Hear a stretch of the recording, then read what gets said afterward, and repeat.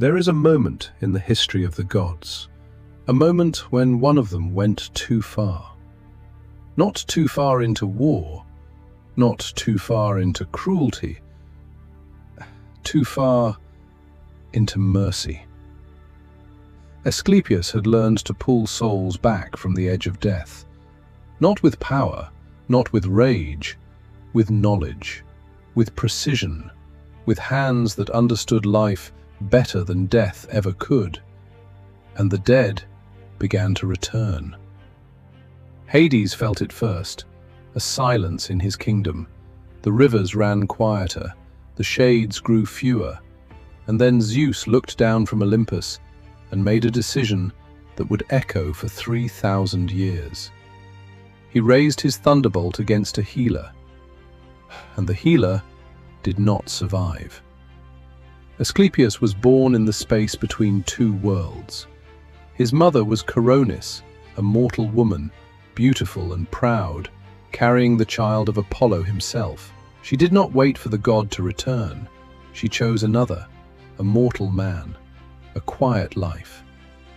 Apollo learned of her betrayal the way gods always learn things, too completely and too late to be merciful. He sent his sister Artemis to do what he could not bring himself to do. Coronis fell, and as the flames of her funeral pyre rose into the night sky, Apollo reached in. He pulled the child from the fire, a boy, breathing, alive inside a death that should have claimed him. He was carried to Chiron, the centaur who taught heroes, half man, half horse, entirely ancient. The mountain was cold. The forests there did not allow light to settle for long. Asclepius grew up in the smell of herbs and old stone, in the sound of wind moving through pine, in the silence that follows when something broken is made whole again. Chiron taught him everything: the names of plants that could slow bleeding, the pressure points where life concentrates, the sound a breath makes just before it steadies. But Asclepius went further than any teacher intended. He began to understand death, not as an ending, but as a threshold, a door that, under the right conditions, could be opened from the outside. Athena gave him something no mortal healer had ever held: blood from the Gorgon Medusa, taken from the left side of her body. From the right side, instant death. From the left side, resurrection.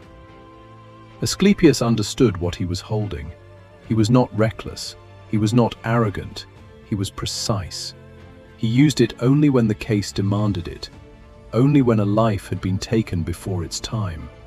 Hippolytus, torn apart by his own horses, wrongly accused, dead on a coastal road, breathed again.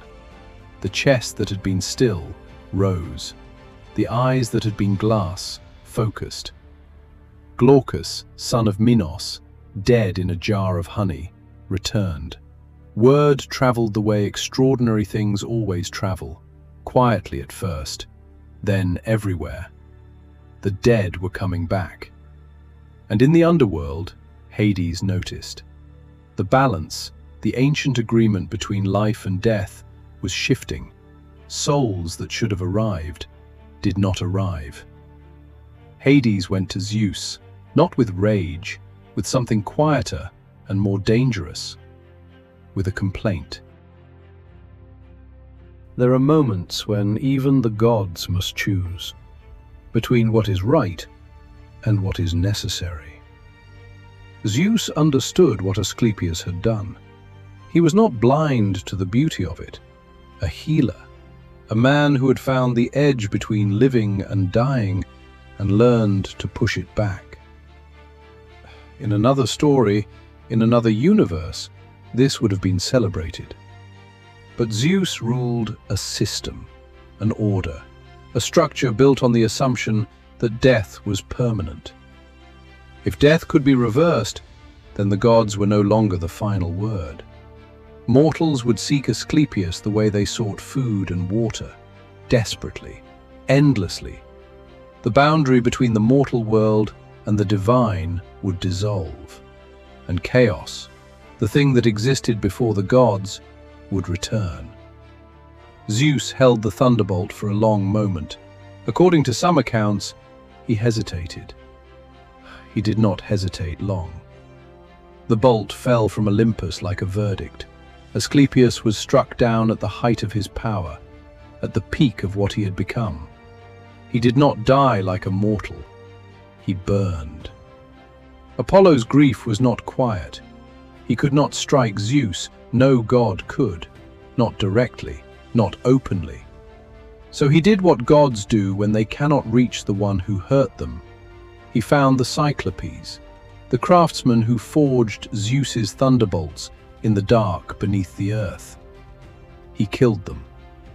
For this act of furious, desperate mourning, Apollo was punished, cast from Olympus, made to serve a mortal king for a year, stripped of his divinity, reduced to a shepherd. He walked among mortals. He felt cold. He felt hunger. He felt time the way they felt it, slowly, irreversibly, with no escape. And in the silence that followed the thunderbolt, something shifted. The worship of Asclepius did not stop. It grew.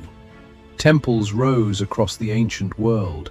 In Epidaurus, in Kos, in Rome, the sick came in the thousands.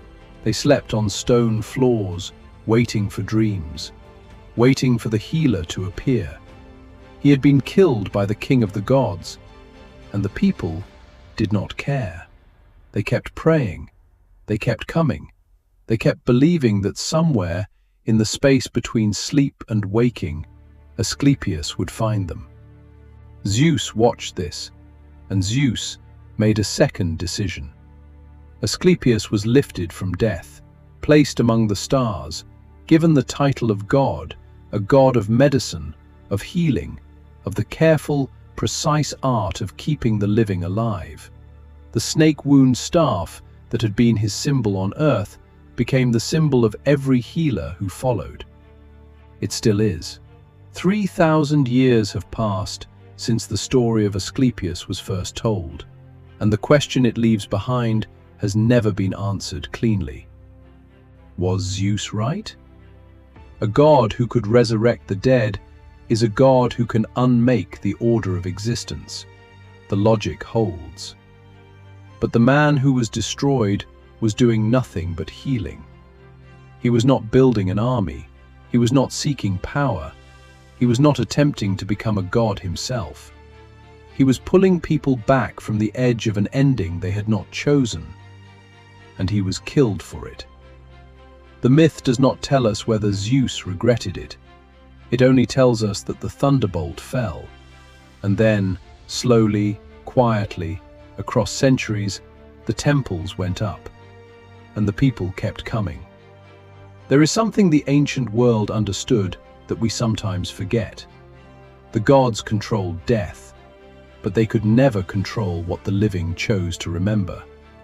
Zeus raised his thunderbolt against a healer, and the healer did not survive. But the healer's name survived. His staff survived. His temples survived. Every hospital in the modern world carries a symbol that traces back to one man, a man who understood that death was not a wall, but a door. A man who was killed by the most powerful being in existence, and who, somehow, refused to be forgotten.